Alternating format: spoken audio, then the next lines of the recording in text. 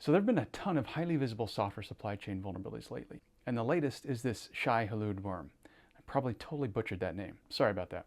And it kind of makes sense. I mean, you could take the time to craft a targeted exploit that impacts a specific organization, or you could exploit a popular open source package and exploit thousands of organizations at the same time.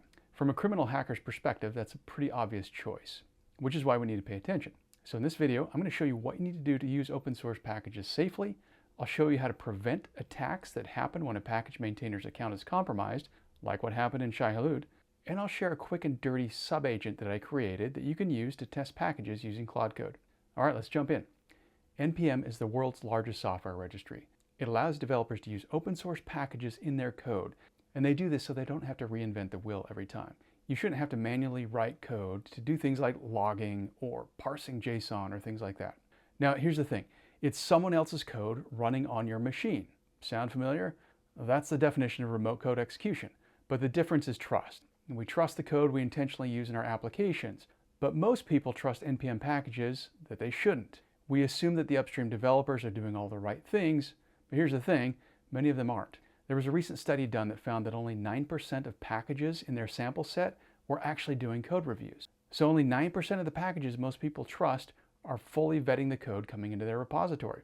And that should worry you.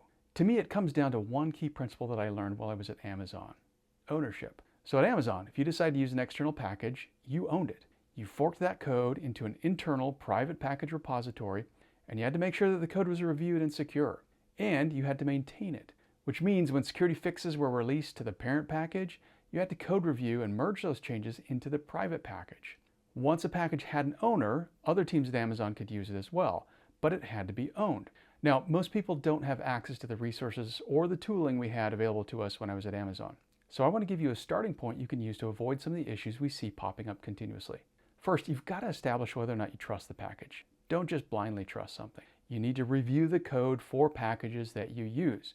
Each NPM package has a link to the package source, typically on GitHub, so go check it out. Scan it with your security tools. Make sure it meets the same standard you expect of your internal code. Look at the version history. Check for known vulnerabilities.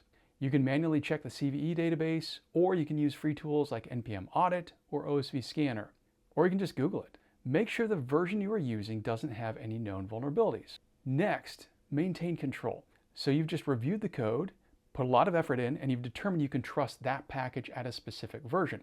Here's the mistake most people make. They automatically accept new updates.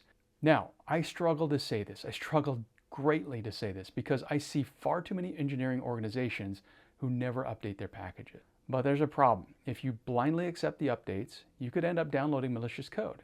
And this happens for a simple reason. Many package managers, including NPM, use semantic versioning. And when you specify the version in your package.json file, you can allow certain types of upgrades to happen automatically. But here's the problem. Unfortunately, if the upstream package maintainer's account is compromised, somebody can use that access to slip in new updates that are malicious that automatically get applied in your environment. Okay, so let's take a look at an example. So here's an example package.json file. So here you can tell it the package name, in this case it's Lodash, and the version that you want. But you can also tell it to automatically upgrade. So here's an example of hyphen ranges. These are inclusive ranges, so this includes version 4.17.10 and 4.17.15 and everything in between. You also have the X range, which is just a wild card.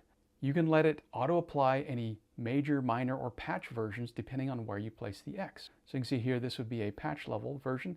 It'll take any patch level versions that come out and automatically apply those, and this would be a minor version automatically applied. Next you have the tilde ranges.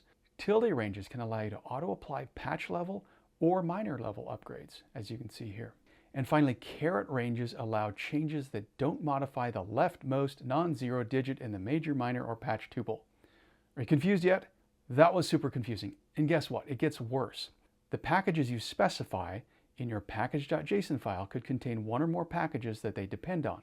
These are called transitive dependencies, and they are targeted by malicious hackers as well. So the way to fix this is with log files. NPM can create a full dependency tree that contains all the packages you use, the ones that you specifically declare, plus all of the transitive dependencies used by those packages. So let me repeat that.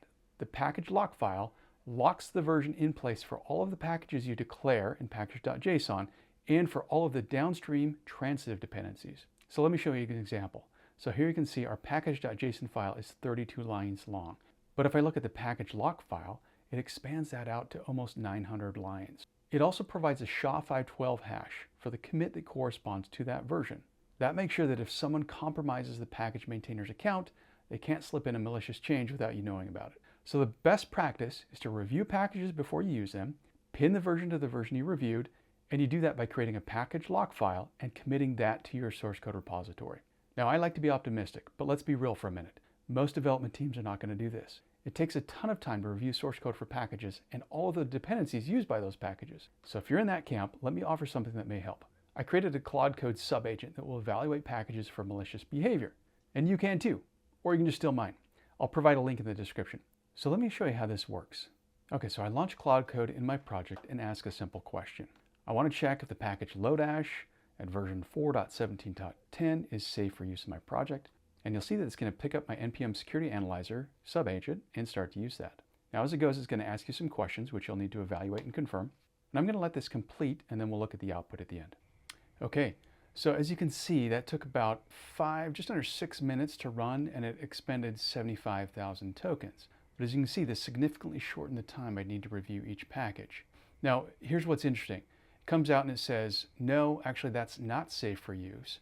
And first of all, it specifically lists out 2 critical vulnerabilities. These are known vulnerabilities, and that should be a deal breaker by itself.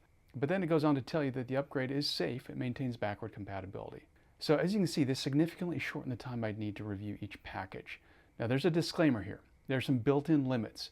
It's only going to go 3 levels deep, and I've restricted it to 25 packages per run to maintain performance and costs. You may need to increase those limits. Also, use this as a baseline. This is better than nothing, but you should tweak this to meet your specific needs and risk appetite. Also, please don't stop there. Make sure to continuously review and update those packages. There are decent tools available like Dependabot and Renovate that will continuously watch your packages and raise pull requests whenever an upgrade is needed. And you can use this Claude Code agent in your pull request approval process to make sure new versions are safe as well. Okay, that's it for this video. If you found this helpful, please give it a thumbs up. Make sure to subscribe. And if you have any other questions, please let me know.